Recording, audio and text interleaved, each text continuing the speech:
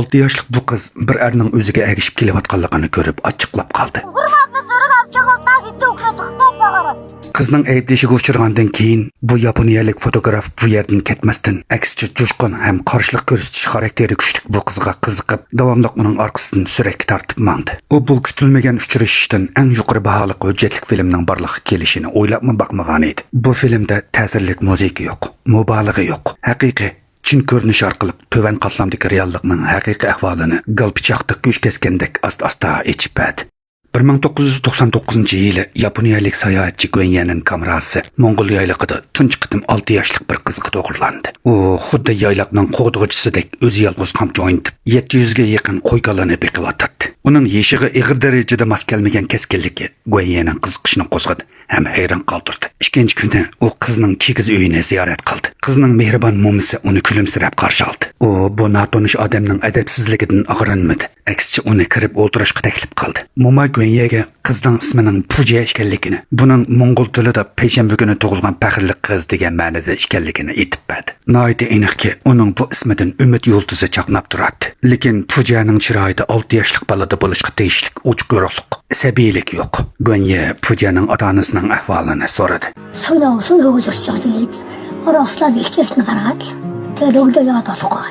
Aslida 3 oy ilgari bir top ot o'g'irlari kechida ularning otlarini o'g'irlab ketgan. Pujaning onasi bu 40 otni tepib kelish uchun yoyloqning ichkarisiga bir kirib ketgancha hozirgacha qaytib kelmagan. Dadasi 3 yil burun Ulan-Batorga ishlamchilik qilg'ili ketib, shuningdan keyin yo'qolib ketgan edi. Mo'mayning kayfiyati shunchalik tinch. U bu ishlarni kulib turib aytib berdi. Gwenyaning ulag'i intayin ishg'irib ketdi. Bo'linishib qolgan oilada hozir 2 yoshlangan kishi Puja va uning 2 yoshlik navrinisi basarli bo'lg'achqa oilaning barliq ig'ir yuki 6 yoshlik Pujaning zimmasiga yuklangan edi. Har kuni quyosh ko'tarilganda Puja otga minib butkul yoyloqni chorlaydi. Necha yuz qo'yqala uningga itoat qiladi. Uning kichikkina gavdasi ot ustida silkinib turadi. Pujaning buncha tamkinligi pishqon chorvachidek qiyofati uning haqiqiy yeshini yoshirib qo'ygan edi. Bir necha johil kala sepdan chiqib ketdi.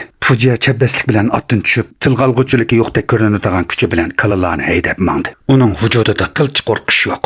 Maqsadga yetmaguncha bo'ldi qilmaydigan johilliklar bor. Mol beqib qaytib kelgandan keyin u yana o'tinlarni ratlab, bog'lam qilib uyga kirdi.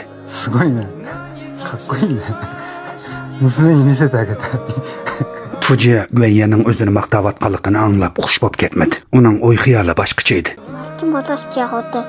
Ямар чаяг авахгүй тэнийг юм л байна. Личнэс машуулаад авчихсан. Maktabda o'qib keyin nima ish qilmoqchisiz? Baxshadim. Qo'y nam zang tug'di. Endi uning qo'yqallarini sug'urib keladigan vaqti bo'ldi. Tuyuqsiz Pujaning onasi qaytib keldi. Uning ismi Edinchimi, 32 yosh. Bo'ron chapqin jabha mushaqqatda yashag'achqa xeyli cho'ng yoshdagi ayollardek ko'rinadi. U ot o'g'irlarini qo'g'lab chegirgacha borgan bo'lsa-mu, ular yetishilmay qaytib kelgan edi. U uyga mehmon kelganligini ko'rib xush bo'ldi. 3 oylik safar jabhasini, harg'inligini hech kimga bildirmadi. Puja xijil bo'lib opasining keyniga o'tib oldi. U oxiri bu yoshdagi o'ziga tavasabiy tabassumini ko'rsatdi. Uning onasi yo'l bo'yi jabha chekdi. Dalada yetib qopib yurgan bu 3 oyda kunduzi pishg'inim issiqqa qarmay otlarni izdidi. Kechasi qaqasliqda sovuqqa chidab ufladi. Bu jarayonda u Ulan-Bator yaylig'ining yerimini orlab chiqdi. Ammo tashlab etilgan chulvurdan boshqa birma itini topa olmadi. U mo'mayga o'xshash kechirmishlarini kulimsirab turib aytib berdi. Kayfiyati shunchalik tinch, xuddi ashu azob uqubatlar azaldan yuz berib boqmagandek. Pujaning onasi vaqtli qaytib kelgan edi. U uyda 2 kun dam olibla yana bir yo'nalishga qarab ot izlab chiqib ketdi. U menish oldida Gwenyaga kelar yili atyazda Pujani cho'qim maktabga beradiganligini, hamma nimasini setib o'tib bo'lsa-mu qizini bu yayloqdan olib chiqib, sirtqi dunyo bilan uchrashtiradiganligini aytdi. Agar qizini o'qitmasa, uning buguni Pujaning atisi bo'ldiganligini, qizining bir umr bu yayloqda chorvachi bo'lib yashaydiganligi ko'ngliga ayon edi. U Pujaga dunyoga tiqma egizda turib nazar soladigan fursat yaratib berishni niyat qildi. U ketib bir oydan keyin Ulan-Bator yaylig'ida tunchi qor yog'di. Ilgari bundaq vaqtda chorvachilar qo'yqallarini haydab, necha 100 kilometr yiroqlikdagi qishloqqa berib panohlanib bo'ladi. Lekin Pujaning onasi hech qaytib kelmagachga, ular amalsiz ko'chmay uni saqlab turdi. Qor bir kechada yayloqni yutib ketdi. Qo'yqallalar sovuqda nala qilib titrashga boshladi. Puja tut bo'lib shivirganda chipib yurib chorlarning holidan xabar oldi. Qo'shnilar ko'chib ketishdan burun ularga bir oddiy qo'ton yasab bergan edi. Mo'zay beshini ko'tarib Pujaga qarab o'ksib yig'ladi. Puja uning holiga qarab jiddilashib ketdi. U qo'tonning ustini yapmoqchi bo'ldi, lekin u bek kichik. Bu ig'ir qapqoqni ko'tara olmaydi. U mozaylarning bu so'g'oq kechidan o'tib olishini tiladi. Kichik uyda Mo'may koni radioga batareya soldi. G'aj-g'uj ovoz chiqib, havo rayi kanalidan shum xabar keldi. Tiximi dahshatli shivirg'an yetib kelish oldida turadi. Mo'mayning chiroyi birdilla o'zgarib ketdi. U sirtda yolg'iz yurgan qizining kelishmaslik uchirishidan, chorvalarning ofatga bardashlik bera olmasligidan ansiraydi. Baxtga yarasha shivirg'an yetib kelay deganda, Fujiyaning onasi qaytib keldi. Garchi otlarini topolmagan bo'lsa-mu, shu topda bir oila kishilarning jam bo'lishi barliq ig'ir tiniqlarni, xotirjamsizlikni yo'q qildi. U qimmatli piraniklarni elib kelgan edi. Basar ochko'zlik bilan eng cho'ngini og'ziga silib, bu tepilg'isiz mazlik taomdan hozirlandi. Fujiya bo'lsa, xushalliqda onasiga yepishibla o'tirdi. Chiroyidan kulki ketmadi. Agar mumkin bo'lsa, vaqt mushi daqiqada menga to'xtab qolsa, nima degan yaxshi. Qarshi virg'an o'tib ketgandan keyin Patila baxtga yarasha hayot qoldi. Go'yinya ballag'a qarbuva yasab berdi. Fujiya xushalliqda og'zini yumalmay qoldi. Havo ichilganda Go'yinya ularni oila bo'yicha suratga tortib qo'ymoqchi bo'ldi. Shunday qilib, bir oila kishilari xushal holda yangi kiyimlarini kiyib suratga tushdi. Fujiya sal xijil bo'ldi. Onasimi bek qo'rnib qoldi. Bu ularning tunji qitim oila bo'yicha suratga tushishi edi. Koni kishiga uyning oldida bir oila kishilarining chiroyida eng samimiy kulgi jilvilandi. Ammo bu bir oila surati keyin Mo'mayning qalbida mangulik ta'tiq bo'lib qoldi. Yoyloqning qish fasli o'tib ketmadi. Keyingi qitimliq jangi zaman bo'lish ehtimoli bo'lgan shivirg'andan saqlanish uchun bir oila kishilari darhol qishloqqa ko'chib berishi kerak. Go'niyaning ketadigan vaqti bo'ldi. Xo'shlashadigan chog'da Fujiyaning onasi mardlik bilan oq arqamoqni yetilab kelib, Go'niyaga sovg'a qilmoqchi bo'ldi. Go'niya bir qarabla Fujiyaning eng amroq bu etini to'nib oldi. Ko'ngli yerim bo'lib tursa-mu, Fujiya yanada mardonalik bilan eg'iz ochdi. Uning ko'zlaridan yanada qiyolmaslik chiqib turadi. Go'nya elib ketolmaydiganligini bahona qilib, oq otning holidan xabar elib qo'yishni Fujiyaga havola qildi. U orqadan yana Fujiyadan qanday sovg'at olg'isi borligini, kelar qitim olg'ach keladiganligini so'radi. Fujiya xijil bo'lgan holda beshini to'van silib, past ovozda bir elektronlik o'yinchiq olg'in bor dedi. Bu balkim har bir balalik chog'larida intizor bo'lgan sovg'at bo'lishi mumkin. Go'nya xushallik bilan ma'qul bo'ldi. Yo'lga chiqish oldida Mo'may alohaydan uningga seriq maychi demlab berdi. Go'nya uningga o'z tuqqanidek bo'lib qolgan edi. U Go'nyaning bu mezgilda Fujiyaga hamroh bo'lganligiga rahmat aytdi. Choyning xushpuriqi atrofni bir oldi. Mo'may past ovozda Go'nyaga ko'ngildagi ko'p yillik o'yini aytdi.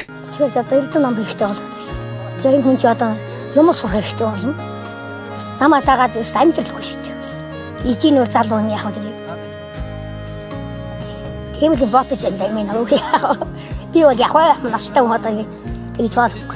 Ular yo'lga chiqqanda Fujiya bilan mo'misi qo'l bilan oltib Go'nya bilan xo'shlashdi. Onasi mashinaga chiqmadi. U arg'amoqqa minib qo'l bilan oltib xo'shlashgandan keyin mashinaning kaynidan agishib untinsiz ketib qoldi. O'ylamagan yerdan bu mangulik xo'shlashish bo'lib qoldi. Ikkinchi yili bahorda yayloqdagi qarmuzlar asta-asta eridi. Go'nya va'dasiga amal qilib Mo'ng'ul yayloqiga qaytib keldi. Uning Ulanbatordagi tunji bekda elektr buyumlari do'koni bo'ldi. Fujiyaga sovg'a qilish uchun ko'ngil qo'yib tanlab, eng yangi tipdagi elektronlik o'yinchiqdan birini setib oldi. Uzun yo'l yurgandan keyin Go'nya oxiri Fujiyalarning yangi chorvachilik maydonini topdi. O'ylamagan yerdan burun sho'x qizchaq bugun uningga nihoyat sovuq muomala qildi. Bu benormallik Go'nyani gumonga soldi. Fujiyaning taqasi qaytib kelgandan keyin Go'nya uningdan nemish bo'lganligini so'radi. U sal gangirab qolgandek bo'lib qisqacha javob berdi. Go'nya nimalar so'rasa, u uzoq sukut qilib turib oldi. Bu chog'da Mo'may mol boqqan yerdan qaytib keldi. U yana Go'nyani kulimsirab qarshi oldi. Hamma ishlar burunqiga o'xshashdek, o'zgarish bo'lmagandek qiladi. Go'nya uyga kirib, o'zi shaharga ketgandan keyin yuz bergan ishlarni ondan bildi. Mo'mayning ovozi uxtartgandek yengiledi. Go'nyaning qalbida zo'r to'lqin ko'tarildi. U hayoti kuchga to'lgan bu chorvachi ayolning rahmatlikka aylanib qolganligiga ishongisi kelmay qoldi. Go'nya yaqinda uning xatini topshirib olgan edi. 你好吗？我们都很好，有没有安然返回日本呢？尽管天气很冷，但你的白马一直养得很好。虽然丢失的马匹一直没有找到，但是普杰今年要上学了，他一直对你念念不忘。 Go'nyaning gangirab qolganligini ko'rib, Mo'may bo'lgan ishlarni xuddi yiroqdagi bir ishni eslayotgandek bir-birlab aytib berdi. Bir oy ilgari Fujiyaning onasi boshqa chorvachilarning otlarini beqishib berayotganda ehtiyotsizlikdan otdan yiqilib tushibdi. Ondan keyni-keynidan jug'lishib kelayotgan otlar desib o'tibdi. Shahardan yiroq bu yayloqda odam qutqizish intayin qiyin bo'lg'achqa, ular qutqizish mashinasini uda 3 kun saqlabdi. Oxirida ming taslikda mashina tepib uni doktorxonaga olib boribdi. Lekin pul yetishmagachga doktorxona davolashni rad qilibdi. Ular uni yayloqqa qaytarib kelgan kuni kechasi u tiniqidan qopdi. Çöllükning shimolidagi menga o'zgarmaydigan bu shamol bir qaysar ruhni yovi o'tchoqlar bilan qo'shib uchirib ketibdi. Onasi olamdan o'tgandan keyin Fujiya to'g'ri 10 kun yig'labdi. Shahardan aldirab qaytib kelgan tag'isi paydo bo'lganda, ular andin yo'lanchikka erishgandek bo'ldi. Lekin taqdirning zarbisi buninglik bilan tugamabdi. Uzun o'tmay qizdan ayrilib qilish azobiga bardoshlik bera olmagan bovoymi qizining kaynidan ketibdi. Qisqagina bir qishda aslida langishib qolgan bu oila yana ikki tuvrikidan ayrilib qoldi. Gonya ko'ngil qo'yib yasagan albomni chiqarganda uydagilar yana uloq kichik tinishga boshladi. Suratdagi onaning tabassumi shundoq jonliq edi. Fujiya onasining suratini ko'rib jiddiy tus olgan yuzi oxiri bo'sh edi. U uzundan beri kulib boqmagan edi. Bu onasi ketgandan keyin uning eng xushal bo'lgan bir kuni bo'ldi. U Gonyaga past ovozda rahmat aytdi. Ondan darhol tog'asining qo'yniga chiqib Gonya ilib kelgan o'yinchiqni qo'liga oldi. Uning qayg'uli kayfiyati bora-bora pasaydi. Bir necha kundan keyin momisi Fujiyani Ulanbator atrofidagi tuqqanining uyiga olib qo'ydi. O'qish boshlangan tunji kuni u onasi o'z qo'li bilan yasab bergan qizil gulni beshiga qistirib, navrakisining qo'lini tutib maktabga mangdi. Fujiyaning ko'zlaridan bilimga bo'lgan tashnalik chiqib turardi. U jamiyatidan tunji bo'lib maktabga kirgan bola bo'lish sifati bilan butun oilaning umidini zimmasiga oldi. Shu topda chorvachilik maydonidan kelgan tog'asi eshik oldida uni saqlayotdi. Chiroydan umid va iftixorlik chiqib turadi. Bu kuni Fujiyaning onasining nazr kuni edi. Maktabdan qo'yib bergandan keyin bir oila kishilari qabri beshiga tavob qilg'ili keldi. Fujiyaning borg'usi bor edi, lekin momisi uni majburiy mashinada qoldirib qo'ydi. Momisi Gonyaga yayloqning an'anasida farzandlarning dastlabki 3 yilda qabri beshiga borsa bo'lmaydiganligini, chunki o'lguchining ro'yi farzandlarning ko'z yoshidan azoblanib, xotirjam ayrila olmay qoladiganligini aytdi. Lekin 7 yoshli Fujiya bularni tushunmaydi. U onasini bek sig'inib ketdi. U orqa-orqadan mashinadan qochib tushdi. Navrakisi orqa-orqadan qaytirib keldi. U qat'iylik bilan qabri teshi yo'q to'pi dövisiga tikilib turdi. Uning ko'zlaridagi joyillik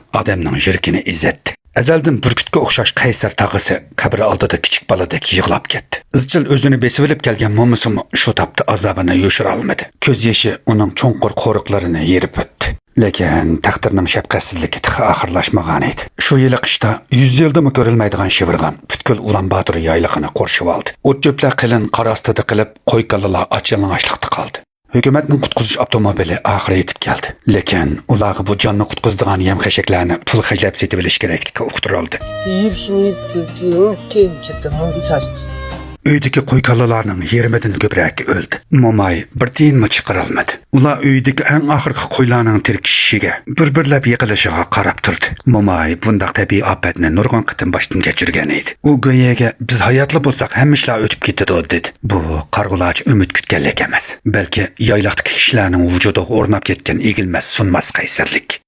Vaqtning kishini hayron qoldiradigan darajada davolash kuchi bor. 2 yildan keyin Gonya 3-qitim ziyoratga kelganda yayloqning hayot kuchi butunlay asliga kelgan edi. Momay burunqidakla yaqinliq. Shug'inisi 2 yil burunqidan xilala o'riqlab ketibdi. Fujiyaning bo'yi xili o'sib qopti. Qosh ko'zlaridan onasining ayni yillardagi chiroyi chiqib turadi. U chorvachilik maydonining xizmatiga intayin pishiq. Har bir harakati pishqan chorvachidakla. Chiroyig'imi kulki paydo bo'ldi. Momay Gonyani kutib olish uchun uydagi eng cho'ng bir qo'yni so'ydirdi. Fujiyaning tog'asi qo'y go'shtini qadimiy usul bo'yicha pishirib tayyorladi. Bir oila kishilari tasda erishadigan bu esil taomdan xushal-xuram bahramand bo'ldi. Tamoqdan keyin Fujiya Gonyani ilib sayli qilg'ili chiqdi. U siriq gullar ichilgan o'tloqdan o'tib ketib o'tib, Gonyaga o'zining hozirgi orzusining o'zgarganligini, o'qituvchi bo'lmay nurg'un tillarni o'rganib tarjimon bo'lib, Gonya tog'iga o'xshash butun dunyoni sayohat qilishni o'ylaydiganligini aytdi. U yana yapon tili o'rgangisi borligini, keyin uning bilan yaponcha paranglashadiganligini, cho'ng bo'lganda Yaponiyaga berib uni izlaydiganligini aytdi. Ikkalan kechki shafaq nurida borgan sira uzab ketdi. Jam bo'lish hamon qisqa bo'ladi. Gonya Patarda Afrika safarini boshlaydi. Ayrilish payti yana yetib keldi. Gonyani o'z tuqqanida ko'rib qolgan Momay uning quritilgan go'shtdan bir xalta tutqizib qo'ydi. Ondan xuddi bolasini uzatgandek uning mangziga so'yib qo'ydi. Go'zal tilaklarni tilidi. Bir umr qaysar o'tgan bu Momayning ko'z janoqlariga liqqida yosh keldi. U nurg'un hayot mamotlik ayrilishni boshdan kechirgan edi. Har qatimda xo'shlashishni eng oxirgi qitimliqqa deb qaraydi. Gonya mashinaga chiqdi. Momayning oilasidagilar qo'l bilan olib xo'shlashdi. Mashina yayloqning oyog'ida g'oyib bo'lib, ko'zini yumib ochqichi yana 3 yil o'tib ketdi. Gonya Afrika sayohatini tamomlab 4-qitim bu tonish yayloqqa qadam qo'ydi. Bu qitim uni qarshilashga chiqqan Momayning burunqidek tabassumi qolmagan edi. U to'xtamay yig'ladi. Xuddi 3 yildan beri izchil yig'layotgandek. Buni ko'rib Gonyaning ko'ngli g'ash bo'ldi. U Fujiyaning onasining surati yeniga qo'yilgan yangi bir parcha suratni ko'rib tanq etib turib qoldi. ilgari o'g'lonlardek achchab turib yuradigan, yaylaqdan chiqib dunyo ko'rishni orzu qiladigan bu erkak qiz olamdan o'tgan edi. U boshlang'ich maktabni bitirishdan bir kun burun kontrolligini yo'qotgan bir yuk avtomobili maktabga bosib kirib, uning 12 yoshlik hayotini elib ketgan edi. U xuddi yova o'tchopga o'xshash mustahkam, yana shu yova o'tchopga o'xshash ojiz. Uning o'qituvchi, tarjimon bo'lg'usi bu yaylaqdan chiqib ketgisi bor edi. Lekin u oxiri onasiga o'xshash shahriga kirib chiqqandan keyin yaylaqdagi ko'zga chiliqmaydigan bir to'pa dövisiga aylandi. Mo'may Go'ya bilan bosarni elib Pujaning qabri beshiga keldi. U endi yig'lamadi. Xotirjam holda Go'ya elib kelgan gulni elib Pujaning quchog'iga astag'ini qo'yib qo'ydi. Mo'may erini, qizini uzitib qo'ygan edi. Bugungi kunda endi nevrisini uzitib qo'ydi. Go'ya mangadigan chog'da Mo'may oldingizga qarang, keyningizga burilmang dedi. Bir umr qaysarlik bilan o'tgan bu Mo'maymo 2011-yili oilasidagilarning keynidan ketdi. Bu oila oxiri yana bir xil usul bilan mukammal bo'ldi. Azab oqibat madihlashga arzimaydi.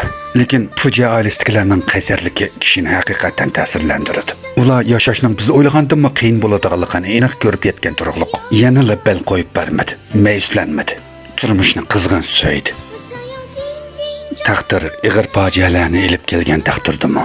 Ular qon-qinidan chiqayotgan qaysarligi, joyilligi bilan turmushning sat chiroyini masxara qilib, kulib yashadi.